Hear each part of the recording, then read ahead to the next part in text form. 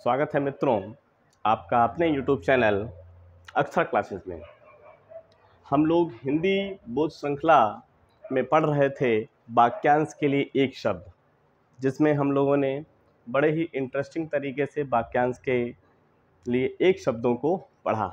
अगर आपने पिछला वीडियो नहीं देखा है तो प्लीज़ जाइए उस वीडियो को अवश्य देखिए, बहुत ही महत्वपूर्ण है प्रतियोगी परीक्षाओं के लिए। और आज का जो वीडियो है वो भी बहुत महत्वपूर्ण होने वाला है।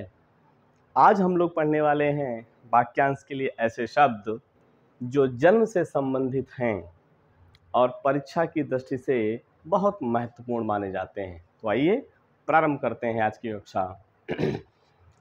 आज हम लोग पढ़ने वाले हैं ऐसे वाक्यांश के लिए शब्द जिनमें आएगा जन्म लेने वाले, पैदा होने वाले या उत्पन्न होने वाले। इन सब का जो मतलब है, इन सब का जो अर्थ है वो समान है, इसलिए कंफ्यूज मत होइएगा।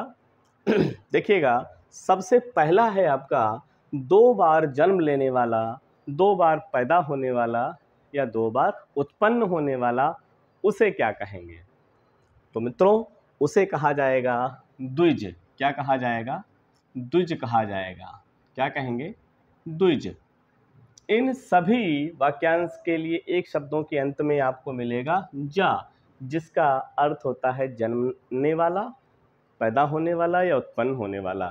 द्वि का मतलब 2 हो गया और जा का मतलब जन्म लेने वाला हो गया। समझ गए होंगे आप। आपको पता भी होगा कि द्विज के कुछ एकार्थक शब्द भी होते हैं। द्विज का अर्थ क्या होता है? ब्राह्मण को द्विज कहा जाता है। हमारे जो दांत हैं वो द्विवार दंती हैं, इसलिए दांत को भी क्या कहा जाता है? द्विज कहा जाता है। चंद्रमा को भी द्विज कहा जाता है। जितने अंडज हैं उनको भी द्विज कहा जाता है। पक्षी को भी द्विज कहा जाता है। तो ये भी आप ध्यान रख सकते हैं। अगला हम लोग देखते हैं जल में जन्म लेने वाला। तो जल में जन्म लेने वाले के लिए वाक्यांश के लिए एक शब्द बनेगा जलज। यहाँ से हमने 2 ले लिया था, यहाँ से जल ले लेना है तो हो जाएगा जल और जा जोड़ देना है तो क्या हो जाएगा? जलज। बहुत सरल है। और जलज का अर्थ क्या होता है? कमल। जी। अगला देखिएगा, अंडे से उत्पन्न होने वाला। तो जो अंडे से उत्पन्न होने वाला है उसे क्या कहेंगे? उसे कहते हैं अंडज। क्या कहते हैं? अंडज कहते हैं।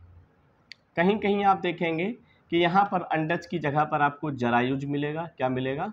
जरायुज मिलेगा। तो इसको भी आप स्मरण कर लीजिएगा, अंडज या जरायुज। ठीक है। अगला देखिएगा, बीज से उत्पन्न होने वाला।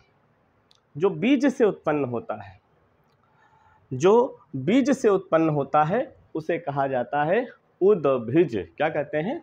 उद्भिज। उद्भिज, उसे कहते हैं उद्भिज। ठीक है।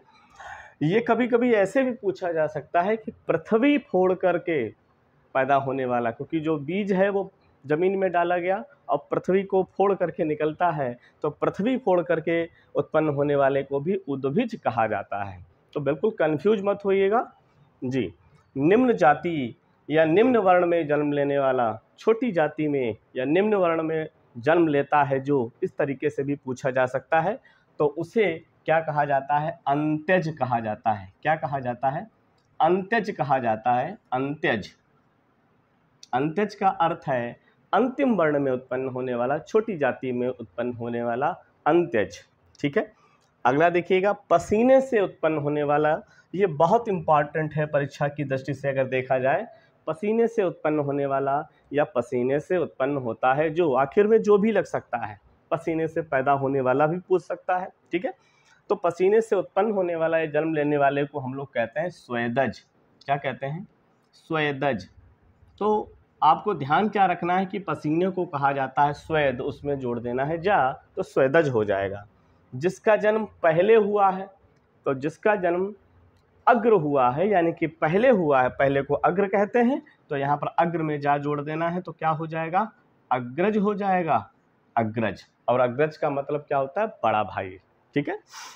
जिसका जन्म अनु यानी कि पीछे, यानी कि बाद में होता है, उसे कहा जाता है अनुज। तो आपको याद रखना है कि अनु का मतलब पीछे होता है, बस जा जोड़ देना है, अनुज हो जाएगा। और अनुज से तात्पर्य होता है छोटा भाई। ठीक है। आगे देखिएगा, मन में जन्म लेता है जो। अब ये बताइए कि मन में क्या उत्पन्न होता है? मन में उत्पन्न होती हैं इच्छाएं, वासनाएं, कामनाएं। तो मन में जो उत्पन्न होने वाला है उसके लिए जो रूढ़ शब्द है वो है आपका मनोज। क्या कहेंगे? मनोज। ठीक है। तो इस तरीके से अगर आप देखें तो बहुत आसान है, बस आपको क्या करना है, थोड़ा सा ध्यान से इनको तैयार करना है और बहुत आसानी से आप इनको क्या कर पाएंगे, याद रख पाएंगे। इसको एक बार आप देख लीजिएगा, परीक्षा की दृष्टि से बहुत महत्वपूर्ण है। और यदि आपने पिछले वीडियो नहीं देखे हैं इससे संबंधित तो ज़रूर देखिएगा, बहुत मज़ा आएगा आपको उन वीडियोस को देख करके।